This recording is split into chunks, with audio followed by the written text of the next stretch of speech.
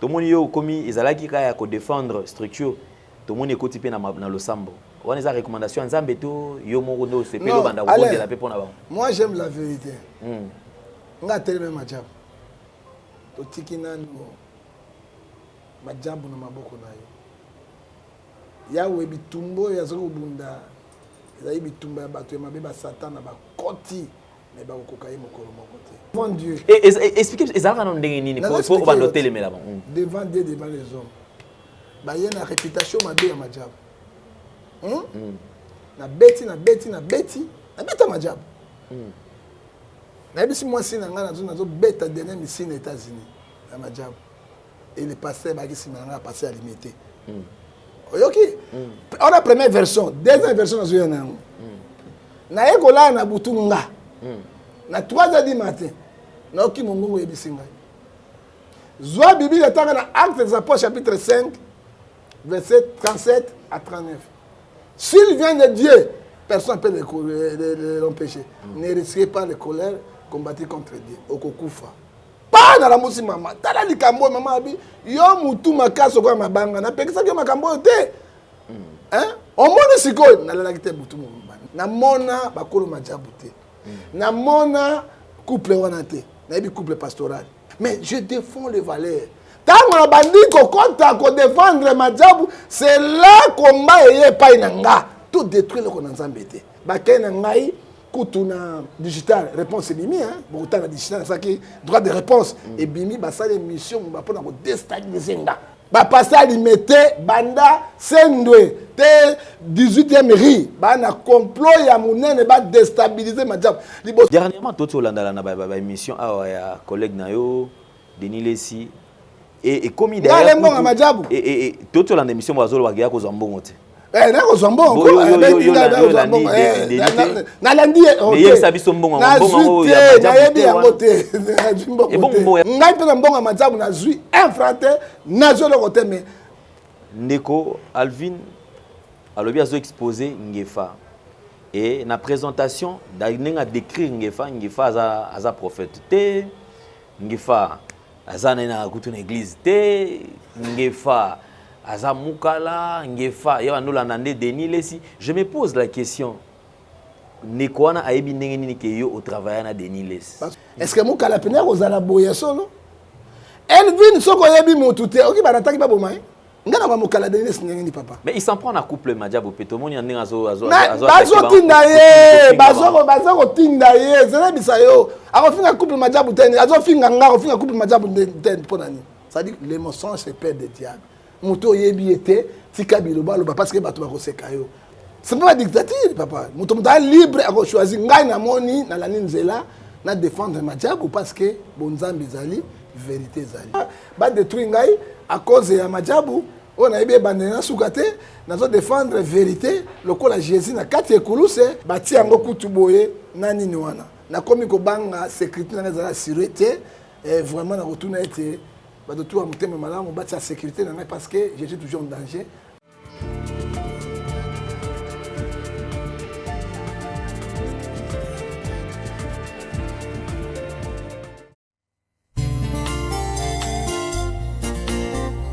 Merci Jésus-Christ, l'abattoir d'amour. Vraiment, quand il m'a causé au capote, pour la vie à moto, et ça va sauver, et ça va m'abattre. Nazala mbongo te, oya kosomba vie. Mbongo koto ya kosombela kalipa eza pasi. Mbongo ya kobandaka kofuta, pona masumu na ngai. Elingaki ozwa ngo wabe.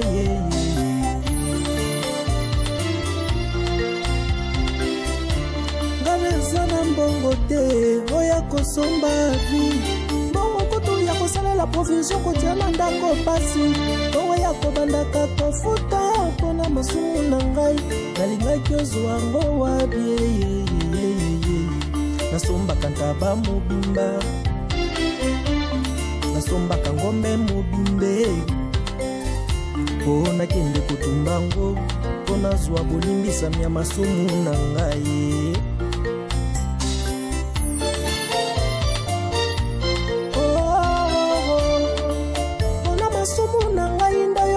okufaki onazwa bolimbisami nde okufaki merci mpona bolamu yosaleli car c'est toi notre consolateur, car c'est toi notre libérateur.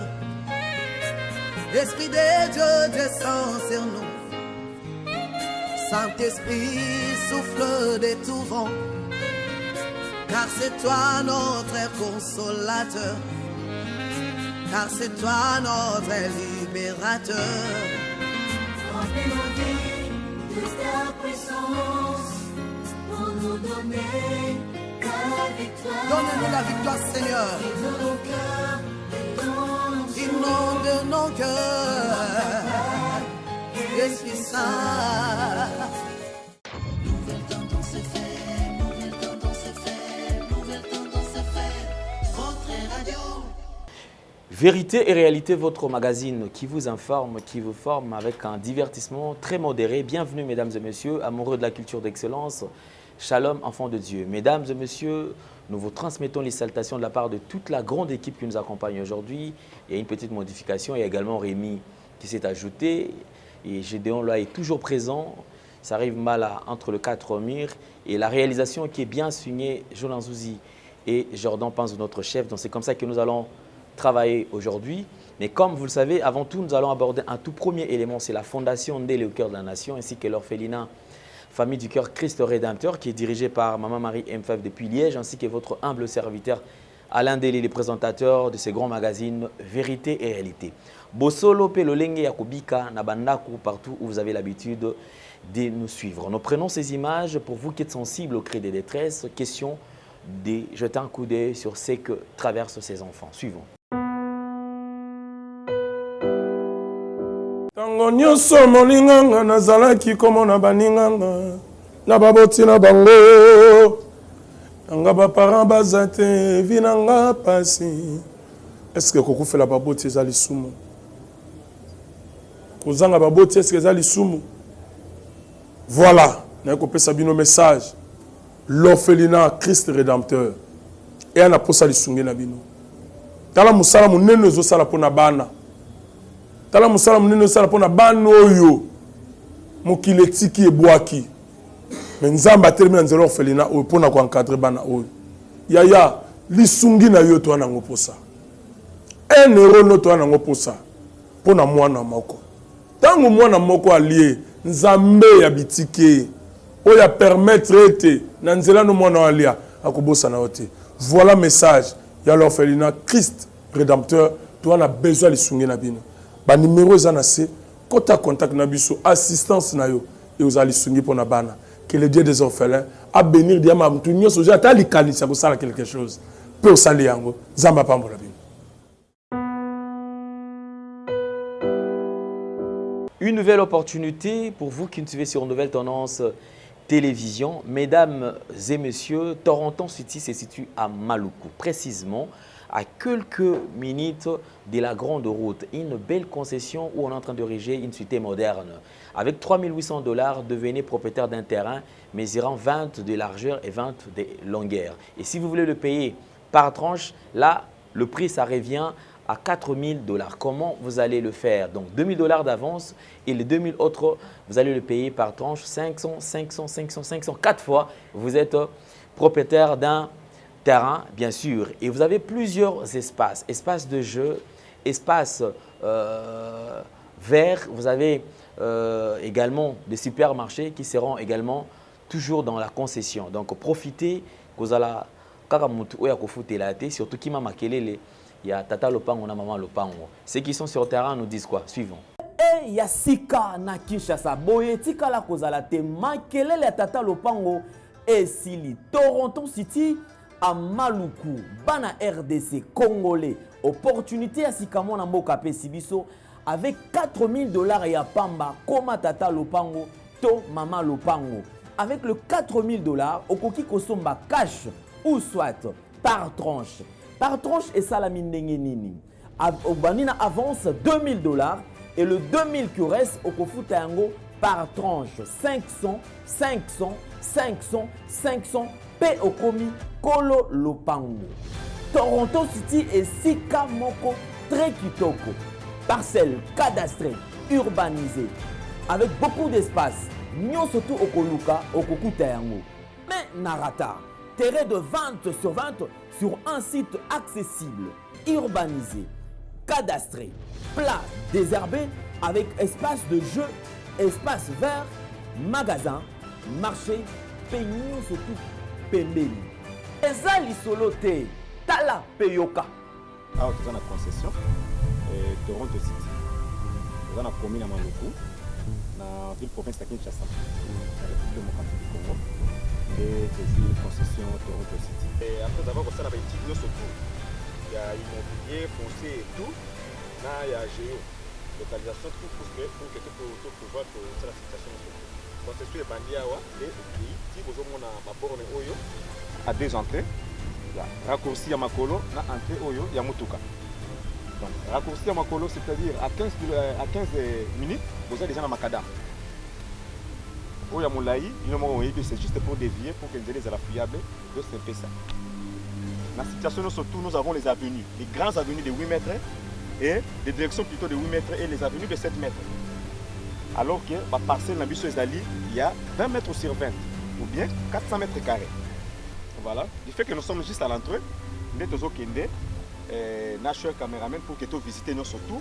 La réalité, vous voyez, les bornes sont là, les bornes cadastrales, et puis tu peux visiter nous surtout parce que c'est quelque chose à Moulaï. C'est quelque chose à Mounen est tellement facile. Komi Tata Lopango, Tona Komi Mama Lopango. Yoka pour tout contact. Je précise bien. Contact Yapoto Ezali.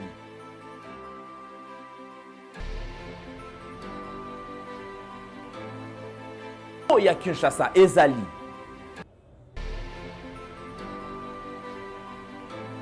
Mbongo ya muke avec $4000 au komi Tata Lopango. To Mama Lopango. Makelele ya Bayer bayo.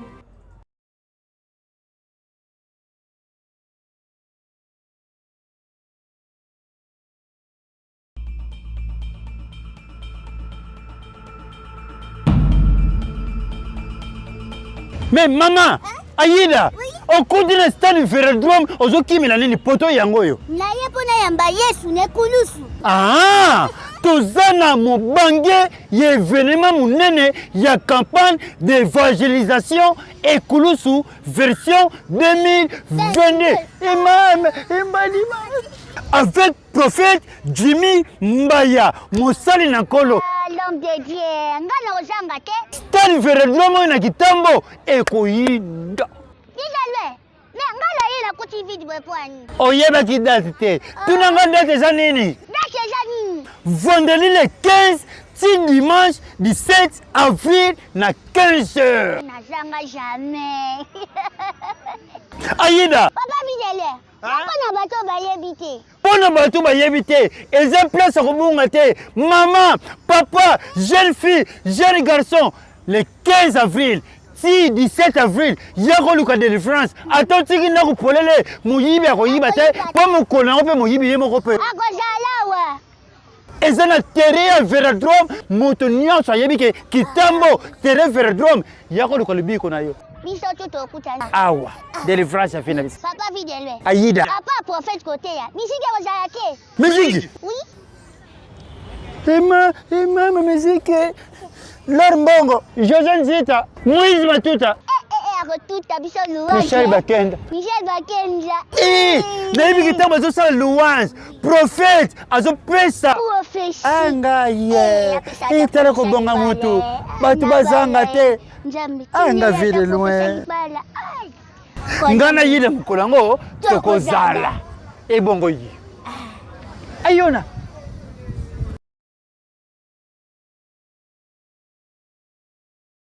Nous sommes de retour. Mesdames et messieurs, nous avons le plaisir d'avoir sur ce plateau un serviteur de Dieu. C'est un prophète de ministère. Il est déjà avec nous entre les quatre murs. Avec lui, nous allons aborder plusieurs points, surtout sensibles, et aussi tout ce qui concerne l'Église, corps du Christ. On va aussi toucher la République démocratique du Congo, qui est notre cher et beau pays. Si aujourd'hui on ne parle pas du Congo, on ne sait pas de quel pays pouvons-nous encore parler parce que nous sommes héritiers de ces pays. Ces pays nous appartiennent. Mais avant tout, comme vous le savez, nous dédions cette émission à un homme très idéal, très puissant, plus que même le barrage d'Inga. C'est quelqu'un qui porte un cœur d'or, le docteur Jeff Ndjadi, les tétas don de Dieu. Voilà, merci beaucoup. Le prophète est déjà avec nous sur ce plateau. Prophète John Ngefa, motona kanja, motona sentiment spirituel, hein, parce que c'est quelqu'un qui aime la vérité. Surtout, j'aime sa manière de communiquer. Il est très franc.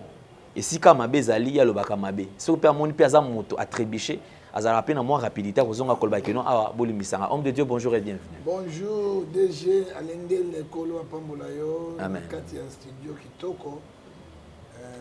Parce que ceux qui l'équipe a une donc il y a banité.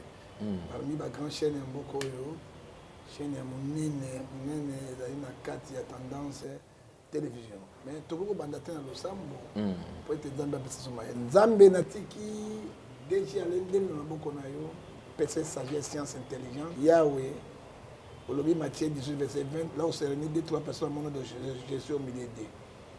Donc, Tikina, majabu na maboko na yo.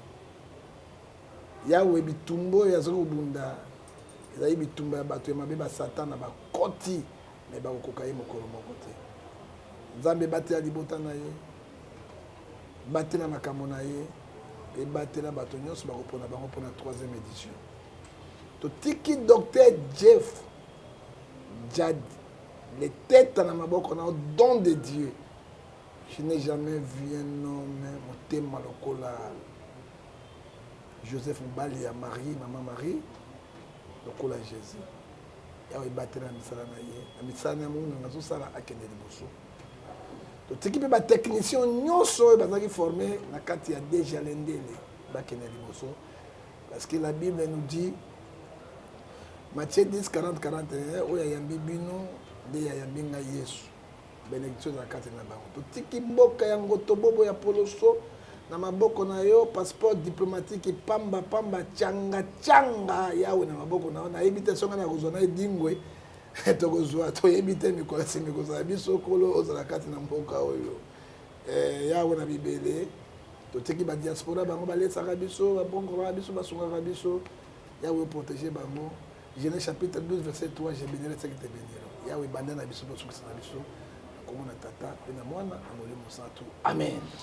Amen. Mesdames et messieurs, tout le plaisir est de l'autre de partager ces plateaux, bien sûr, avec l'homme de Dieu, prophète John Ngefa. Comme je vous ai dit, plusieurs points d'actualité seront alignés et nous allons, comme d'habitude, tout débattre yango, bisognon surtout, nakimia surtout, boza serrer ma ceinture, boza parce que on ne dira rien que la vérité. Le banango Ngefa, le bi.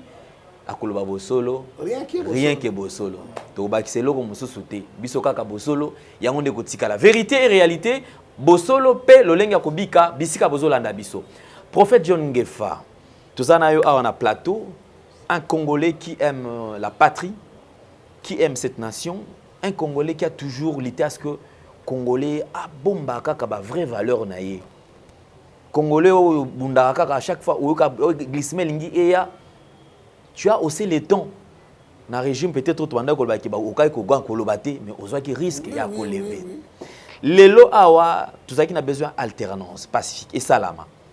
Alternance et salami. Tozu mokonzi mboka mosusu. Na tango mokonzi mboka akoti, babandi mbala moko o Congolais. Yaebi Zigida, aebi Masina, aebi Njili, aebi Kingasani. Ayebi Mongafula, c'est-à-dire que moi na oyo ayebi RDC pe o ayebi ville province à Kinshasa. Les lo awa jour pour jour toko kende na quelque temps pour na ba élection. Moi na mboka. Est-ce que toki ko saluer lit na yo ya lobby ko lwa ke effectivement zali na esengo ya ko bunda pona mboka na yo ko mona makambo ezali ko lekana lelo na mboko yo. Mais c'est à l'air la Kataki, je vais dire la vérité, avec la vérité. N'a aucun la présidente Tshisekedi Mawa. Vous avez Mawa? Très Mawa. Mawa. Elle a dit introduction na yo. Elle a dit introduction na yo. ndenge ya koloba moto ayebi Masina ayebi commune ya Kinshasa ayebi Kingasani ya Suka eloko ayebi bien taka Kingakati oezana ya Zamba kuna oeza bazabulu bazalaka comment on a un grand complot. Moi je n'arrive pas à comprendre comment Bogotika président seul contre tous. Même les partis politiques, il y a eu des pèses. Là-bas, c'est le conflit des conflits. Problème, il y a positionnement. Il y a eu des pèses. Mais rôle des partis politiques, vous conserver, vous en avez pouvoir longtemps. Est-ce que le pouvoir vous a conservé? Makambo na makambo. Nazo ya lelo awa na kote pa na bureau na yo. Moi na moto zo bana ogele na biso.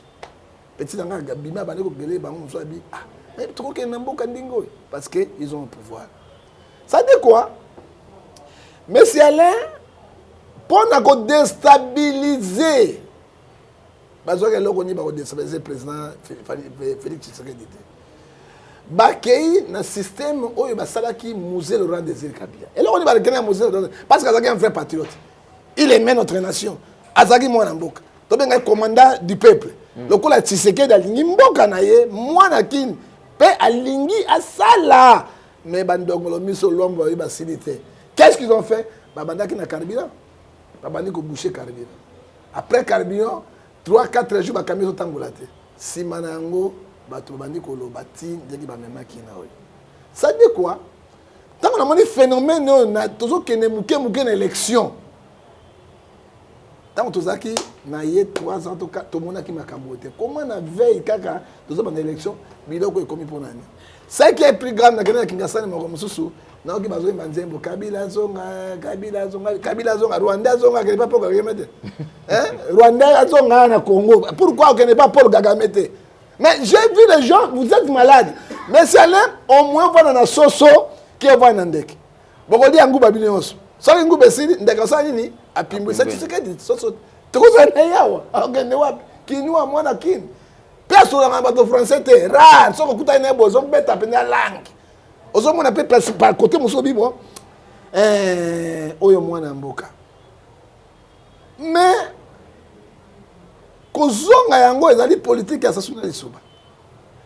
il y a quelque chose côté économie. Comme sous ma bécolé, katozana maïté. Tozana kolia tolia kate. Alors, tu comme une situation précaire. Après, situation précaire, au niveau du peuple urbain, comme on pour le pouvoir. Mobutu Aloba, le président de la République n'est pas magicien. Alors, à cause ça, il y a mon côté. Donc, entourage à chef bazo sungaïté. Et je pense qu'il est très bien entouré parce que le président, avec plusieurs conseillers, plus de 300 combien de conseillers, tout le monde a président a mis quand même dispatché. Ça le dispatching, il y a bisika kokamba. Est-ce que tu as le cas président il mon quoi ça les bombes oyo bazanzinga président. De quoi là? Un conseiller avant d'aller en Belgique a touché 1200 euros. So ba kati banda ko makura te na 700 euros. Parce mine na bango. Mais il revient à Kinshasa pour 50 000 $. Il touche 100 000 $. 500 000 de commission. Au Kanisi à Koloba Mokundi. Même à Moni Mokundi zo Zindabo. Ah oui mais la peuple lingio. OK. Pour Azoli Akufa. Alors que Bango est censé protéger le président. Bango est censé protéger le président parce que Bango a intérêt ou non. Mais Bango va occuper le terrain. Bango tu mets à 5 ans, tu mets à 50 ans, 18 ans, plus 3 ans, 21 ans de pouvoir. Économie en Bango au Congo, c'est la politique que ça m'a dit. L'Issouba président, Sassou rentre à l'eau. Il prend des généraux avec ma ministre Sénaï à Bendaïnaba. Tu sais quand le président Kabila retourne na Kingakati, République en capitale Kingakati. Wa Azongi kuna. Abima Robima Azongaka. Sassou a bloqué l'économie, a bandé na pétrole. C'est que nous voyons. A bloqué l'économie. Moi j'étais à Brazzaville. Sassou Azonga. Même les crios va congolais bazo benga.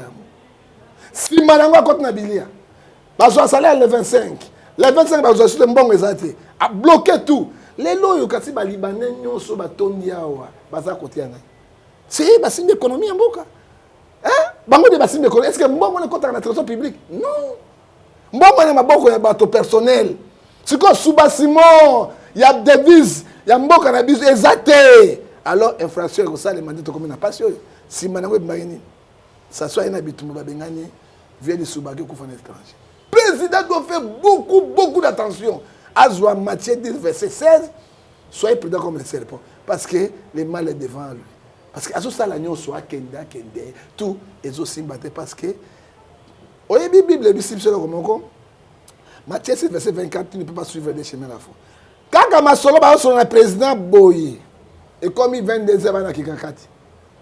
Oya kingakati ezo epatise kedi. C'est quoi le mot qu'ils allaient donner un mot pour tout.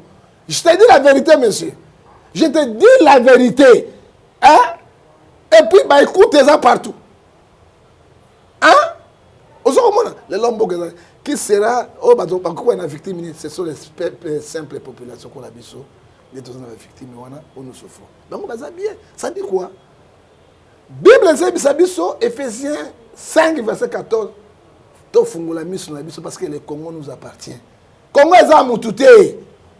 Hein? Congo est à Bisson Soalé. Soto Bundeli Congo Té. Régime Wakara. Hein? Oko Eze. Oloba. Mais nga ingefa na telema yipo na kuze ko défendre yango. Si les gens continuent. Ça dit quoi? Nous avons que le président Mawamingi, parce que c'est lui seul qui sera devant la population pour donner compte à rendre. Parce que compte à rendre, on va voter à Nini, papa. Couranté, maïté, toliakate, socialisate, à bientôt, ça transport, au baxi salaire, il n'y a pas l'argent, devises, ils ont compte à mouquet, sortir les allées belé. Qu'est-ce qu'il doit faire devant la population? Et la République démocratique du Congo, M. Alain, ce n'est pas Kinshasa, c'est 26 provinces. C'est 26 provinces. Et chaque province a une idéologie. Et donc, on est au point d'interrogation. Merci beaucoup. Alors, on va aborder quand même le sujet en ce qui concerne pas sur la passeport diplomatique parce que les lots quand même, comme au côté ça dans distraction moi makasi. Les gens se posent la question de savoir, on pensait peut-être que et sous quelle place on a. Bazo continuer à couper ça ba tout le sous car passeport diplomatique et les lots tout mon a l'isola Jean-Claude Van Damme. Mon amboka ngefa. Au CP na marambo ti olekana. Ah. Na leli. Oleli na nini bino Jean-Claude Van Damme aya. Na lobby na leli tango ba to telemela ki Jadju na Gims. Mais ce sont Bana Janana. Djadju na Gims. Quand même Bana Janana. Moi je connais Janana. Ce sont des Congolais. On appelle ça une histoire moquée. Azo bete pas ya papa wema. Bete pas papa maman na ngai ezaki mbongo te, ezaki sexy. Mais mbongo comme na mbongo te.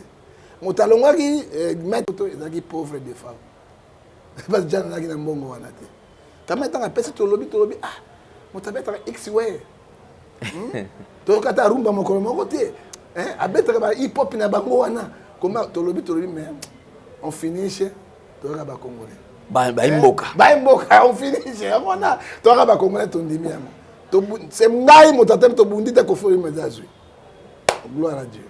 Et Jean-Claude Van Damme a sali succès. Ti succès n'est pas comme na souka silipé.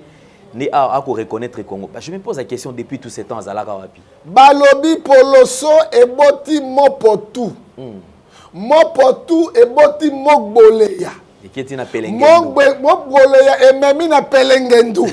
Pelengendu et Memi batona Frondondo. Geste dit membo otozomona. Mais gros mbo kandenge nini. Bototu gangi. Mais c'est Julien na succès quoi. Balobi Jean-Claude Van Damme à Botami na Lubumbashi, c'est faux, archi faux. C'est faux. Uyumboka ibanga bagas de férorité. Bandeko. Na serre na botama congolais. Ah! Omboka banous na monate. Jean-Claude Van Damme. Banda sala ba film na ye, ata mo eteni ya drapeau ya Congo à reconnaître yango.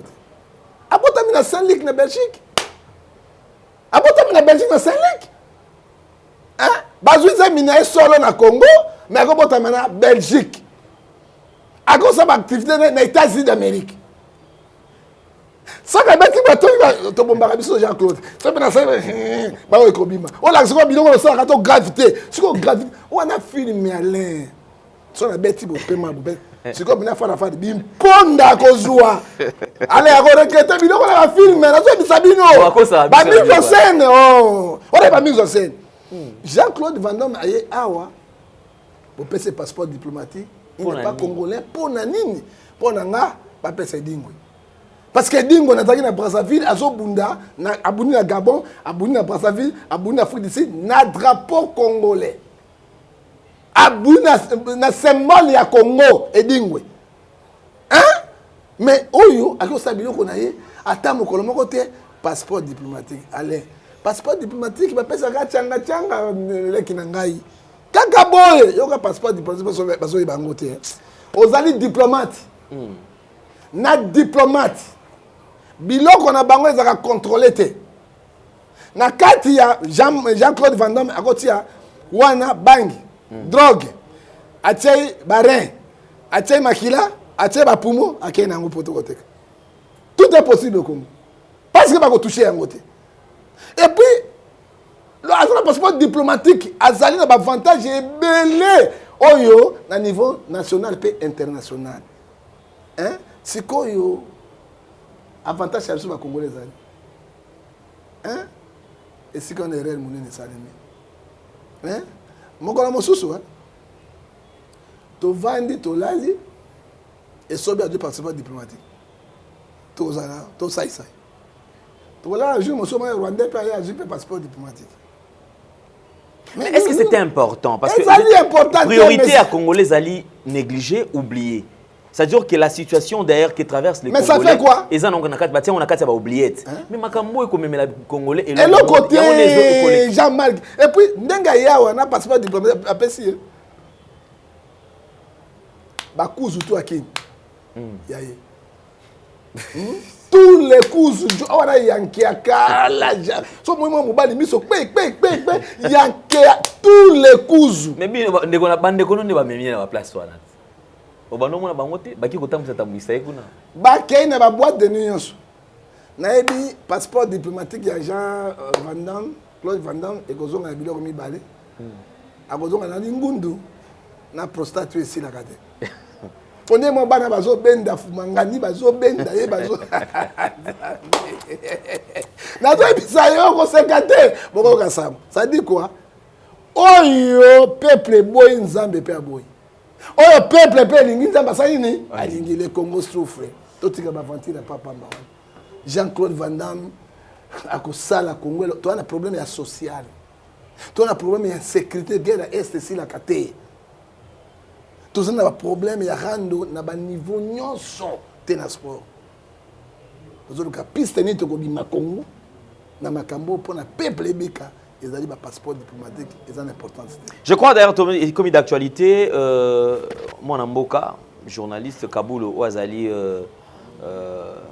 par rapport à propos de Tenaki, na joueur et créer problème. C'est-à-dire qu'il a à s'expliquer, tout le monde dans les réseaux sociaux, il va lettre très au défilé, et bande comme sous la vité, va porter plainte. Réaction de Zalanini par rapport à Makambo, il va proposer plainte. Ils ont une sensité. Kaboul a un bon rebelle. Dossier que vous avez déclassé. Et vous allez comme voter. Kaboul est beaucoup de télémité. Ça dit quoi? Les Congolais font la limba. Tala simazonga moto. Hein? Ceux qui ont eu léopard, ils ont côté, ils ont corrompu. Mais allez-y léopard. Nana organisation. C'est pas Kaboul. Ils ont bouffé aussi l'argent de la République. Batika ba léopard, ma bé léopard, on ma bé ba léopard nini ba pesa bango c'est ça na makaya bo kilo moye ba ki mambango ezala kite. Hein? Mais eloko yekutu parce qu'il y a un copie wana. Ana ba pourcentage wana. Oyebi père de mensonges, Jean 844 c'est le diable. Le diable oui. Parmi ba tous détruit sport congolais oyo. Kaboula na kati. Kaboul montalela tellement mon gars muke match léopard. Yakala au directeur wana ba directeur pe tianga kuna interne mais à quoi pèse ma popo wana asanga pardon et puis je dis au président de la République premier ministre sport il fait la démission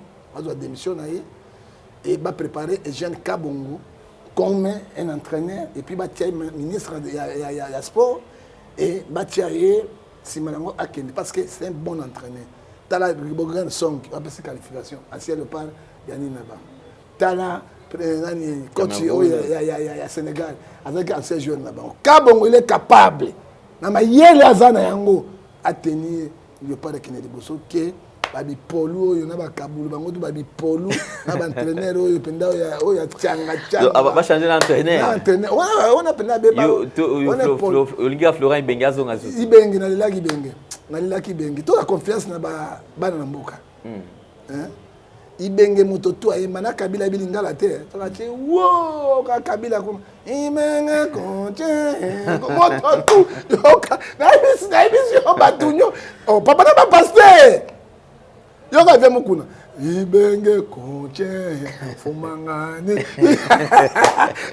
Na dama fimbo te.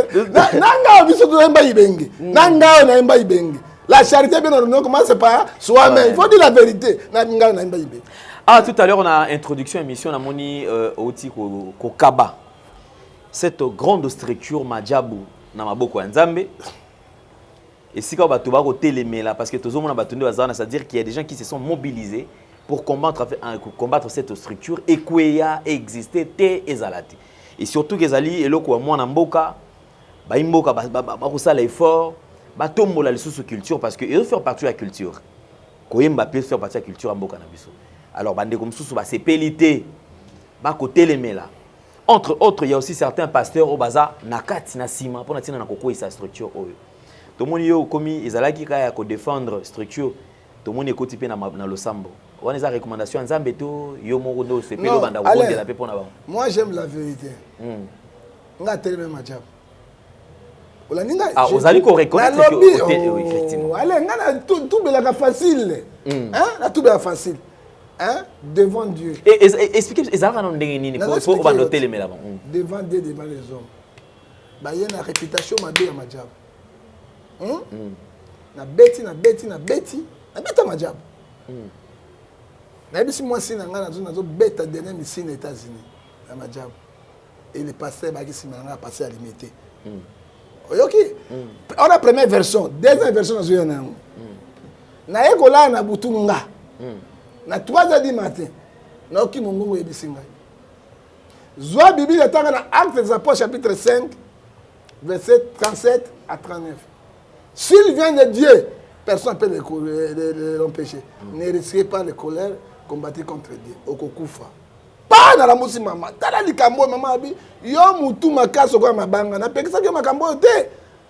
Hein? Au monde siko na la kite mutu mamba. Na tongo na changer na bi pas question. Madjabo a seti Nzambe. Madjabo a seti Nzambe. Na mona bakolo Madjabo te. Na mona couple wana te. Na yebi couple pastoral. Na sola na bango te, na yebi pe mutu te, na lia pe mbongo na bango na infrant te, na yebi bango te. Mais je défends les valeurs. Tango na bandi ko konta ko défendre Madjabo, c'est là combat eye pa inanga.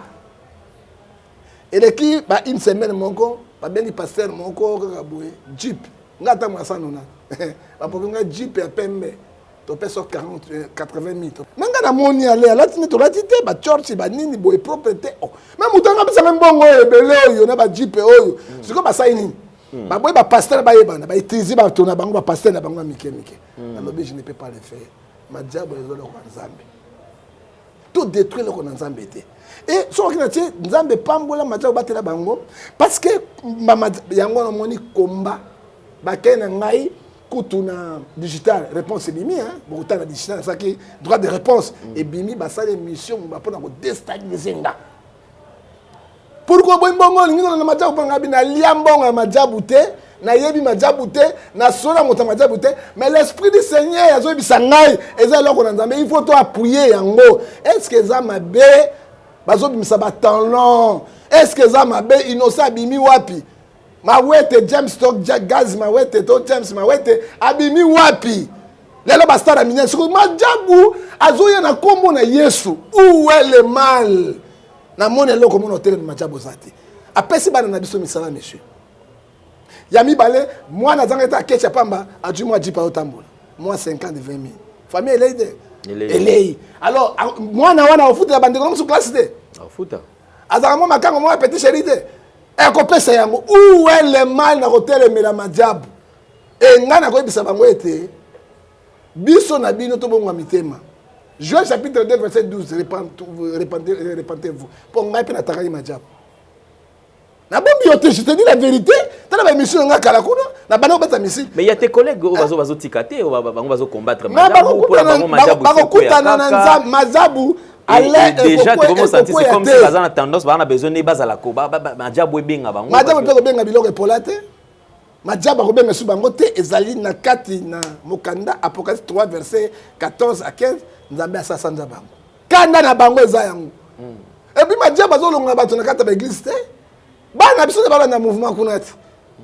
Pour comme niveau national international. Na mission na ngo ya grave à demain. Et comme ba kanda petit le roni. Oh, père n'a pas Madiabu. Na 6000 centimes, na beni na bilia to solo. Yaka to solo. Pas forcité. Est-ce que je me mets dans la magasin? Na laver petit boité vanda. Soko nyo kende test, to ko boire ko kuna bisto landela yango. Ozomona ba pasteur imité mama be. Ba pasteur alimité. Ba pasteur alimité banda sendwe te 18e ri. Ba na complot ya munene ba déstabiliser Madiabu. Liboso Bible. Mais dernièrement, tout au landa na émission à collègue nayo Denis Lessi apparemment il y a Bible attend la Bible mais Marambio Zoloba il faut soit donc hein il y a pas défendre car na ndenge na il y a apparemment il jusque là ça nous convaincu parmi batou donc il nous en aux corrompu et comme il derrière et tout au landa émission Zoloba ya ko zambongo te na ko zambongo na landi mais il sabi sombongo mbongo na yebi yango te et bon mbongo ya zobenga ko zambongo na yebi mbongo te na ko zambongo oyo nga na yebi base na yebi yango te ngai pe na mbongo Madiabu na zui un frate na zo le côté mais nzambe azo yebisa ngai to défendre valeur ya Madiabu parce que azo pe sa culture na biso chrétien hein valeur akolongwa ka no bet na Côte d'Ivoire. À Congo, ça s'appelle à Brazzaville, na Cameroun, mais ce sont des Congolais. Ce que gloire des années. Il y a Congo, pays en Zambie. Aux hommes, on allait, na yebi en côté. Bissonio, son gars se repentir. Pourquoi on va se repentir? Bon, télé ma pour hein? Et confrère que bango na nini? Hein? Et confrère que bango ne? Na yaki na, il a confrère que bango hein? Na yaki na mawa, na songi na sengo. Hola kisi ya minene. Ono de gege. Na wana ne confère bango ngwana. Hein? You can bana bazemba kembo na kembo kuna na Théo Monaki maman présidentielle présidente numéro 1 ya ba mama ayaki na finale. Siko koloba nini? Okoloba nini siko ata bino mokola na nous conseil. Monsieur Botika batu ndengo to bondela rapona bango ba couple oyo. Une question, prophète Nefa. Une question. Est-ce que aux occupants, Rolanda, l'émission de Alvin à Salaki? Parce que apparemment, n'a habité, n'a qu'à entendre c'est comme si on dirait Yebi. N'a habité beaucoup t'en a déjà. N'a Yebi était, mieux wana montasai makambo na mamselo na missile à Poutine. N'a Yebi était la mona était. Na yebi ekutute. Na lobi na yebi ngefa te na mona ete na kuta na ete. Ezali mbiye, ezali Mike, ezali nani Marcelo na ba passa limité ba sangani pour ba déstabiliser. Oyebi ki ba tsheke ba kominga ngefa na 7 étapes yango veste na tricot. Bazi mutu mo bala lisi go. Bazana bilamba parce qu'on a zoyi bati. Na bilamba siko kanal. Otala toyo. Ba ko kwala lolo. Siko mutaka siko stand up ya mabili mutu na bilamba ala liboy. Ça dit quoi? Complot munene ezali contre Madiabu. Mais ko resirte. Nzambe afungula ngo polele. Tebisa bana na Nzambe ete. 3e édition ngi banda. Biso to ko soutenir. Omona ngai kuna na konotala. Nakokende kotala nakobeta tout nakobate nabe na boloko mutu te moto peut empêcher ngai te il n'y a pas la dictature OK il n'y a pas la dictature ozomona na kepo pa pesa ngai mbongo toni te mais tango nazo défendre bango pour na biso tous assimelo koyo ezo pesa fierté ya Congo Léopard akei esili donc un Léopard donc un coupe du monde mokoni il finkin et beta raté championnat biso et beta raté kufu ba vite ba imana ba tikala njombo na mipara ezate to tikaka sikoka Madiabu ngoti po biso ba chrétien to ka sengo to kei quand même to ka ni ba jeune talent baza s'exprimer ba fille na biso baza s'exprimer et ça sur le kumu na nzambe où elle est mal mitema mabeto tikale nzambe afutaka bato ya mitema mabete oyebi bible ezobisanga loko moko na Matthieu 5 verset 16 alobi moto nyonso asalaka misala malamu ba evre egangaka liboso na bato mpe liboso na nzambe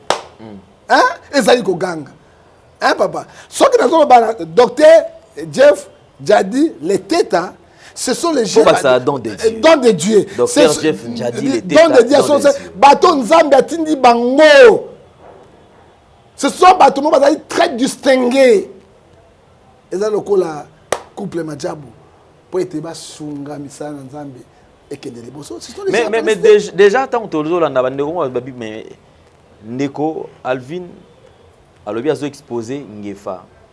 Et na présentation d'ailleurs décrire ngefa aza prophète te ngefa aza na kutuna église te ngefa aza mukala ngefa ya ndola nande Denis Lesi. Je me pose la question nekwana ayebi ndenge nini ke yo au travail na Denis Lesi parce que na Denis Lesi na bien na lobi zana biselo komoko asola na Denis Lesi zana biselo komoko na yebi bato ba côté wana oyoki guerre ezali longue et populaire mais ba kokate toza na nzambe olandinga toza na nzambe tozo défendre nzambe nga mona Madjabu te nazo défendre valeur ya christianisme et na défendre valeur ya bato pe ya mboka pe église Elvin alobi nga za mokala de Lesi ata moko DG mokala pina kozandinga za botala na mio moko tala na pina ndinga na za nani alemba costume de costume croisé est-ce que mokala pena kozala boya solo Elvin soko yebi mutu te oki barataki baboma parce que jour wana après ngana osala faire une émission ba obisanga eta est-ce que banga boma Elvin yango Dieu est capable de tout oyebi mutu te Somme 5 verset 15 ne touchez pas mes ouais ne faites pas mal à mes ouais. Ngana ba mokala de Lesi ni papa. Mais il s'en prend à couple Madjabu peto moni ndinga azo tinda ye bazo tinda ye zena bisayo akofinga couple Madjabu tene azo finga nga akofinga couple Madjabu tene pona ni to salaki Kakenza azaki président RC basina bango betaka ba veste basuta mile biso bité o ezali ancien sacerdoce to kamati Hébreux 12 verset 7 le sacerdoce a été changé et la loi aussi. Tous les sacerdoce lévitique. Tous les gens la télévision, tout ça, les protestants, les catholiques. Tous les gens sont pasteurs. Tous ça là, tous les gens sont NRC. Tous les gens sont président Kabila comme personnalité juridique. Nani te retient une tête. Pour Motambon Azaki on a tête. Motamalonga zaki te to mi bana tela papa elle nga otama makolo na mimi na moto te esiko nani to na tête mais mota zaki influent c'était Denis Lesi to bi yo tellement liboso na biso to di personnage de to pesi Denis Lesi comme président et confesseur religieux avec 24 000 paroisses nous en avons et autre des citoyens 9 évêques nga zali évêque. Si quoi un évêque a des choses moi na musala mukala de Lesi ndenge. Alors c'est que Denis Lesi appelle ça qui information bien té. Non, appelle ça information tout de ça. Invité à kondima yango te, elle vient aller pousser na batu alimenter, surtout il faut dire ben billet, na batu na bazoko pousser yé. Ayebi ngai te, na église t'allé. Si quoi na église te, si quoi bureau bino mona kana bureau na. Si quoi église wa munene za église na. Chaque dimanche moi na John Gefa TV je prêche et ont des canaux internet partout dans le monde. Ça dit que les mensonges c'est père de diable. Muto yebi était tika biloba lo parce que bato ba koseka yo. Bato mingi ba yebi ba journaliste mingi ba yaka tout na kati ya bureau na nga église et ce qu'appelle studio ezali pe église ezawana. Osomona nyonso wana mensonge et je l'ai répondu bien à digital ce que bolandi yango lelo lobby c'est bimi beaucoup de réponse donc c'est dit quoi botika tanga na bandiko lobela Madjabu yango moni te ba yiko frapper nga ba yiko kotela nga yo bi Madjabu oli mbongo Madjabu mutu mabe bona boy mbongo to pesa na limite boy na boya ki mbongo na bango mbo ya lola akopesa nga chip loka chip ale to suki wa. Merci beaucoup prophète Ngefa, je crois que Mutula Mutaza libre ya koza na choix na eko sala choix na. Même Mutula Mutaza libre c'est pas la dictature. c'est pas une dictature papa moto est libre à choisir ngai na moni na la nzela na défendre Madiabou parce que bonzambe ezali vérité ezali hein tolinga te Madiabou azana bonzambe pe vérité ezali parce que bana biso bazo évoluer kitoko babitini na ba kotobola mitema montali kundu oyebi proverbe 24 verset 22 le malheur le bonheur ne se trouve pas dans les maisons des méchants bazoki du Congo Madiabou azokende kaka troisième édition balo papa otokoyemba kuna tolongona bonganga na nzambe otokoyemba kuna kende na Yesu kende osuka balo papa. Mais je crois que c'est pour la toute première fois quand même Ndena Loba toujours que aujourd'hui nakati ya mboka ngefa qu'est-ce qui fait que na mboka na biso il peut peut-être avoir une structure ya malamu ko pesa ko tombola pe mboka eza nakati ya mboka oyo so tolingi to beta solo surtout ba chrétien na poser qui question qui peut nous montrer un studio oyo tongami epa ya chrétien awa na mboka na biso otobi ke edaka ba artiste musicien chrétien exacte bango nyonso baki mara kuna epa JPKIS na Ndiaye bake na Meko na Limete bake na pas Papi Bofé na RTNC. Ce sont des studios qui reçoivent plus ya bato bakendaka ndeko fera ke kuna ndeko kingana ke kuna c'est vrai ndeko fali ba faire ba wera ba koma na ba studio na mandako na bango mais tous ces artistes bakendaka kuna. Je vais poser une fois la question. Tolongwe à part Asifiwe, studio Asifiwe de papa Charles Mombaya, paix à son âme. Otomona mekako ko sala a propulser baninga ne pe ba chantre bazala to mo ba imba banzembo onzo to ba imbela mbongo ba imba na alléluia tokumisa Yesu Masia ozana kembona yawe peli. Vous sentez que nzembo na bandai ko réunir ça ba chef d'œuvre ti le so ba betango s'emporte le genre. Tolongwe na génération ana toyo mona sous papa na biso le fait Alain Moloto qui a accepté à travers Gaël structure naé mais abimisa la biso Banri papa tozo mona lo ba na Dej tozo mona lelo c'est-à-dire abimisi bana ebele na structure naé bana na peli lo ba msu ba pamba na bango ba kenda ba osala mamu na bango soki tolongwe wana qui est cet artiste auto ki koloba ke ndeza boye ye muto ayembaka na cœur naé azu abimisi epé apesi penzembo a foulier amati.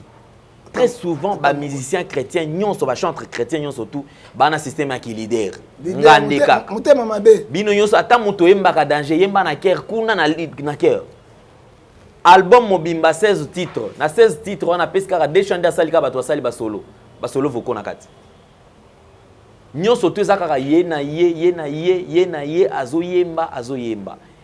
Lelo, est-ce qu'on ne peut pas chercher un fils qu'aujourd'hui à ta côté basal lanzambe toi qui n'est pas païen va ne connaître sur net bien on va païen ce sont nos frères na mando tangi la ba mécène on va à côté kuna oyo force nanani source à revenu na bango mutu moko pété ayibiango parce que très souvent kobika na moni bato bazo s'attaquer à haute et bango structure wana source à revenu na bango ezani yaya je poser cette question bande ko bota la biso nani oyo déjà okenda okuta na mutu mutakabelo mbongo zwa $200 yango $300 yango oboyi nani koloba merci yo bande otune kende ko mbongo pesinga euti wapi ozwi yango wapi ezalaka malade ezalaka te soki tozala kaka merci soki mutu aza chrétien ngoni nzambe apambola tosukeli wana.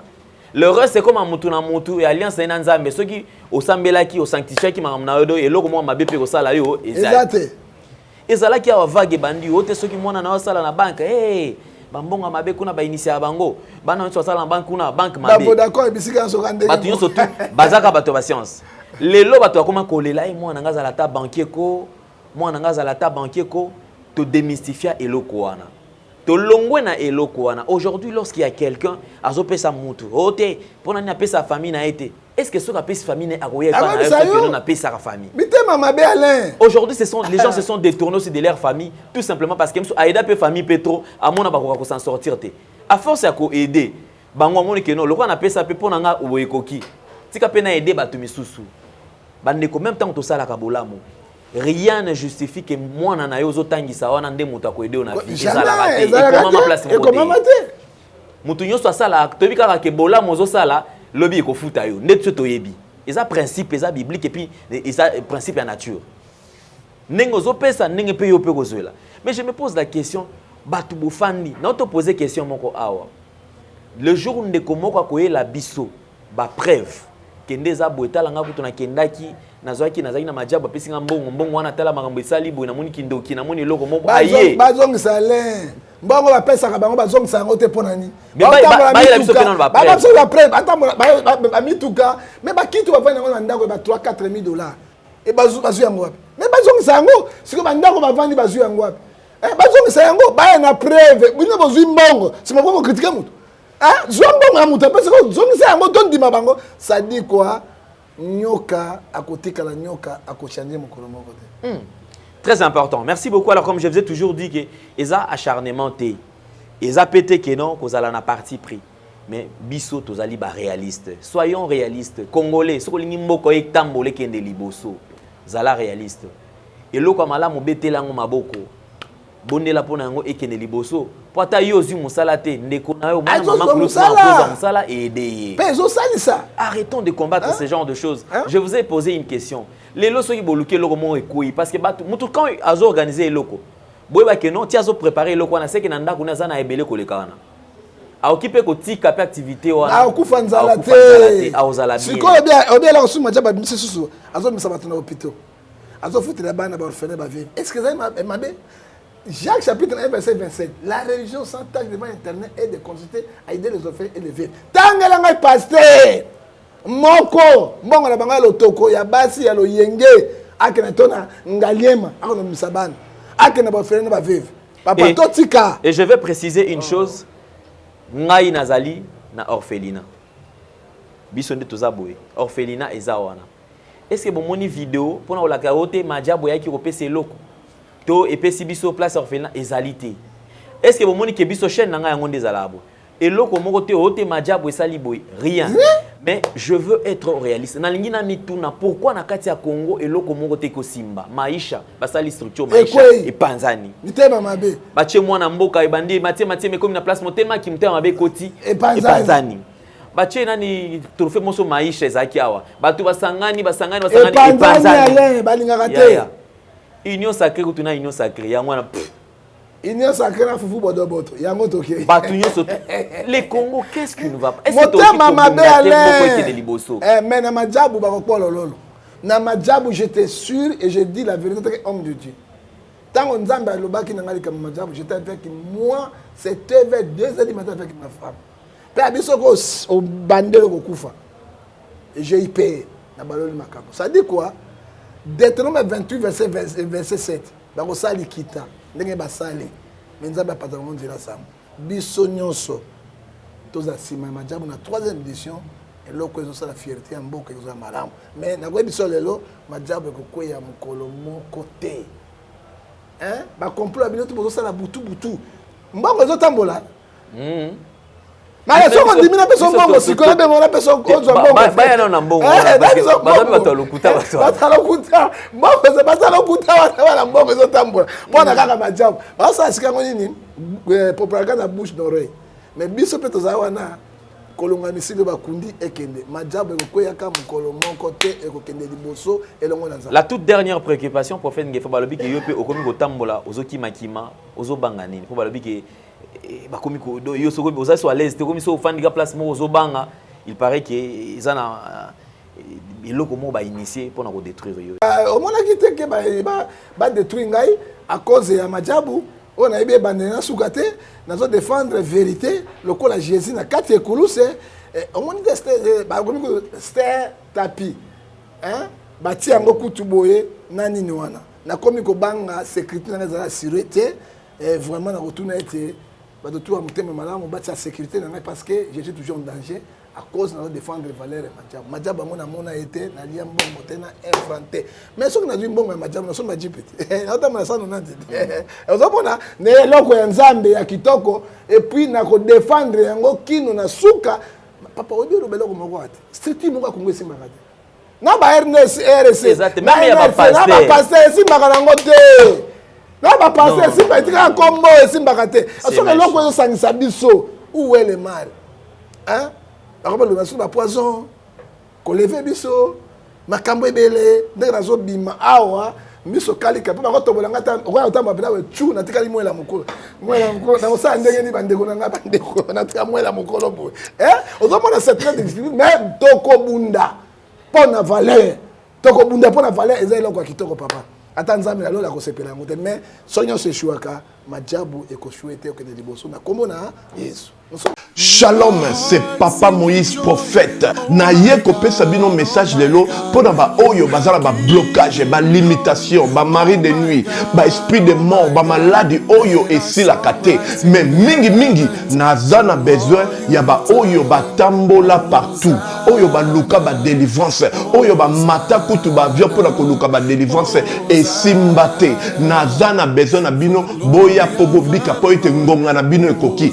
Awa ba bengango terminus awa ndezali sika ba démonio surtout basukaka moto moko nana ya ate azwa délivrance ka bikate nano salamate bangonio surtout babika avant kutu boya bofukama bosenga Saint Esprit ala kisabino soki Papa Moïse azali ya ye ou bien ya yete ako répondre bino tout de suite bokota na YouTube bobeta Papa Moïse Prophète TV. Beaucoup de monde a témoignage à Belé oyo babika déjà oyo basala. Na kumisi nzambe ya ozana na kumisi nzamba Papa Moïse kwa bikisinga na maladie estomac. Na bande ko souffrir mingi na estomac. Ezaki soke kanginga na zolala te ezo sala pasi tina mukongo moto ezo bimangai. Kolia mate sou pasi babilo msuko lia ngo très difficile. Depuis Papa Moïse abondela pona ngai na zwa kimia. Nzamba Papa Moïse asayelinga minene abiki singa na estomac na melaka lisu pantomètre na boaka ba pantomètre. Merci Jésus nzamba pambola Papa Moïse. Azozela bino nyonso tout dans moto.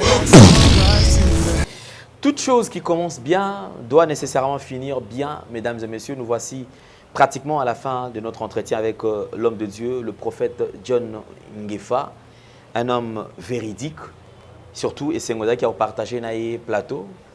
Prophète Ngefa tokomi pratiquement na souka pour une émission à l'élo message ya souka message ya souka Ezali Hébreux 12 verset 14 cherchez la paix avec tous sans laquelle personne ne peut voir Dieu. Monsieur Alain tu peux défendre ma valeur. Monsieur Alain tu peux n'appeler ngona pour tout le Congo souffre. Toti kamite mama be. Surtout mitema mabe ezali de besoin de musiciens monde et comme il y a pasteur grave.